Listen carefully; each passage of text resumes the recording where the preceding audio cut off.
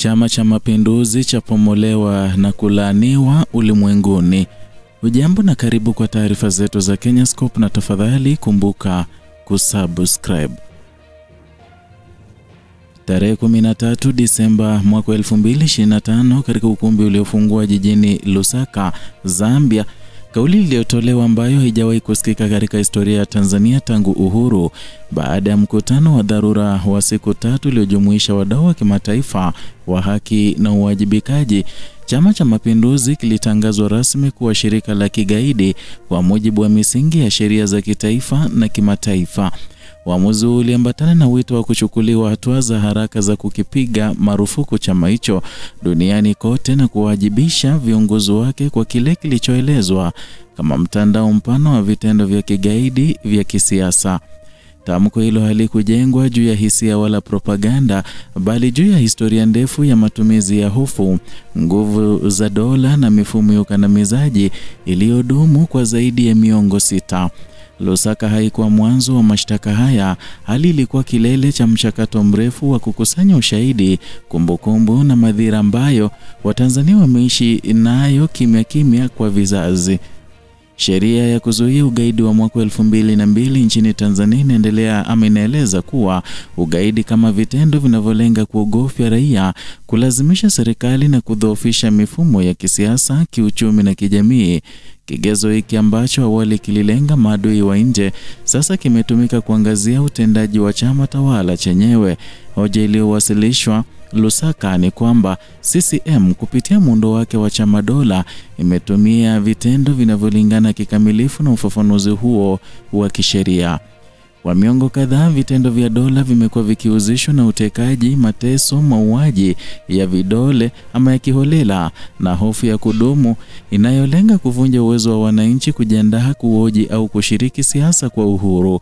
Mfumo huu haukuwa ajali ya kihistoria, bali mkakati uliokuwa hatua tangu enzi za mwanzo wa TANU na ASP. Misingi ya CCM haikuanza mwaka 1977, ulijengwa katika miaka ya awali ya uhuru kupitia TANU bara na ASP Zanzibar.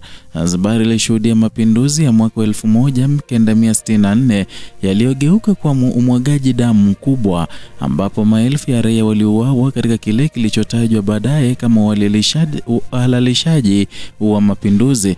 Tukio hilo lilitengeneza mfano wa mwanzo wa kutumia vurugu kama chombo cha kuunda na kudhibiti mamlaka. Harakati za vijana wa Tanganyika za kudai wajibikaji mwaka huo zilitumika kama kisingizio cha kusambaratisha haki za kiraia, kufuta uhuru wa kujipanga na kuimarisha dola ya chama kimoja. Na tangu hapo dola haikuwahi kujengwa juu ya ridhaa ya mwananchi, bali juu ya hofu ya mamlaka. Na katika miongo iliyofuata, sera na operesheni mbalimbali zilitekelezwa kwa jina la maendeleo, uhifadhi au usalama wa taifa.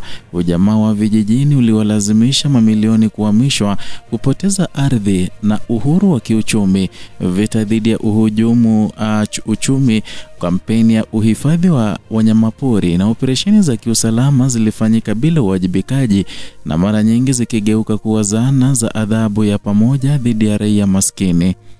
Matokeo yake yalikuwa kizazi kilichofungwa katika maskini wa kudumu, hofu ya dola na utegemezi uliopangwa kimfumo. Moja ya hoja nzito zaidi iliyotolewa Lusaka ni hali ya kisheria ya CCM yenyewe, na licha ya kutawala tangu kuanzishwa kwake, chama hicho hakijawahi kusajiliwa rasmi kama vyama vingine vya siasa, lakini kimeendelea kufanya kazi kikifurahia haki zote za kisheria.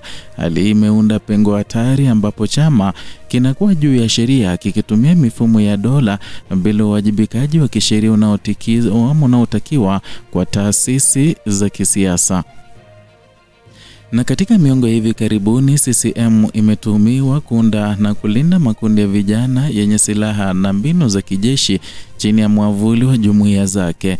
Makundi haya yamehusishwa na vitendo vya mateso, uvamizi na hofu hasa wakati wa uchaguzi. Kauli za viongozi wa vijana wa chama zilizotolewa hadharani kwa miaka tofauti zimeonyesha dharau kwa sheria na mamlaka za kiraia, zikihalalisha matumizi ya nguvu dhidi ya wapinzani na wananchi wanaodai haki. Uhalisia huu umefanya siasa za Tanzania kuhamia kutoka ushindani wa sera kwenda ushindani wa nani anaweza kuogofya zaidi. Kwa zaidi ya miaka 30 chaguzi zimekuwa vyanzo vya majeraha badala ya uhalali, na ripoti zilizosanywa zinaeleza matumizi ya mateso ya kimwili na kijinsia kama silaha ya kisiasa. Vitendo hivi vimeelezwa kama mkakati wa kuvunja utu, ujasiri na kuacha alama ya kudumu ya hofu katika jamii. Hii ni si historia ya mbali, ni kumbukumbu hai inayobebwa na waathirika wanaoishi kimya kimya. Na chini ya uongozi wa sasa, madai yaliyowasilishwa yakihusisha matumizi ya vyombo vya dola katika mauaji ya raia kwa kiwango kikubwa katika muda mfupi, yakihusishwa na mtandao wa kifamilia na kisiasa ndani ya chama. Ingawa maelezo haya bado yanabeba uzito wa uchunguzi wa kimataifa, ukweli mmoja umejitokeza wazi kwamba hofu haikupungua, ilibadilisha sura. Tamko la Lusaka linafungua ukurasa mpya si tu kwa CCM bali kwa mustakabali wa Tanzania. Kimya, hofu na mazoea ya kuhalalisha ukandamizaji sasa vina gharama ya wazi ya kimataifa, na taifa linalojengwa juu ya hofu huonekana imara kwa nje, lakini huanza kuoza kutoka ndani. Historia inaonyesha kuwa mifumo ya vitisho hudumu kwa muda, lakini huanguka kwa uzito wa kumbukumbu zake. Tanzania sasa iko katika hatua ambapo ukweli unaanza kuvuka mipaka, na kile kilichofichwa kwa miongo kinaitwa ama kwa jina lake halisi. Mwisho wa hadithi bado haujaandikwa, lakini mwelekeo wake unaonyesha wazi kuwa mustakabali wa taifa hautategemea tena uwezo wa dola kuogofya, bali ujasiri wa jamii kukataa kuishi kwa hofu. Ndiyo hayo tulikuwa tumekuandalia, mpenzi mtazamaji, kutoka hapa Kenyascope, channel yako pendwa, ambapo tunaangazia siasa haswa za eneo la Afrika Mashariki.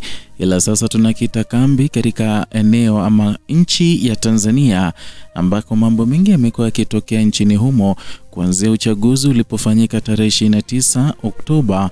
Mauaji yakafanyika baada ya uchaguzi huo, na mengi yanazidi kutokea haswa sasa, ambapo wengi wananyosha kidole cha lawama kwa chama tawala, chama cha CCM ambacho kimeongoza nchi ya Tanzania kwa miaka mingi sasa na miongo kadhaa, kwa kiwa kinatoa rais kutoka chama hicho.